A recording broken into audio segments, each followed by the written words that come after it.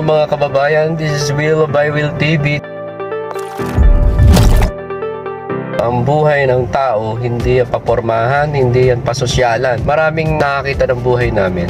Sinasabi nila medyo okay ang buhay kasi nakabili ng sasakyan, medyo nagbago yung lifestyle, pero hindi nila alam, dumidiskarte kami. Tingnan nyo yung nasa likod, yun.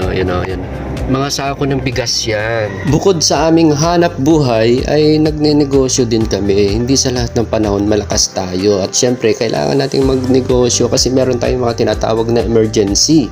Emergency sa ating sarili, emergency sa ating mga mahal sa buhay. Kaya kami, kahit anong pwedeng pagkakitaan, talagang nagnenegosyo kami. Marami na kaming ginawang negosyo dati. Tulad ngayon, meron kaming pizza. So kami ay nagdi-distribute ng Pinoy Pizza dito sa Rizal at pwede rin ninyong subukan ng negosyong ito. Ayan, nag-promote pa ako. Walang tigil ang pagdidiskarte sa buhay. Ang iba kasi akala nila pagka medyo okay na, uutangan nila.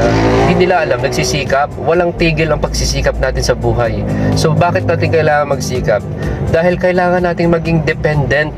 So hindi tayo umaasa sa ating kapwa, hindi tayo umaasa sa ating magulang, hindi tayo umaasa sa ating mga kamag-anak, sa ating mga kaibigan. So dapat sa sarili mo, dapat marunong kang dumiskarte.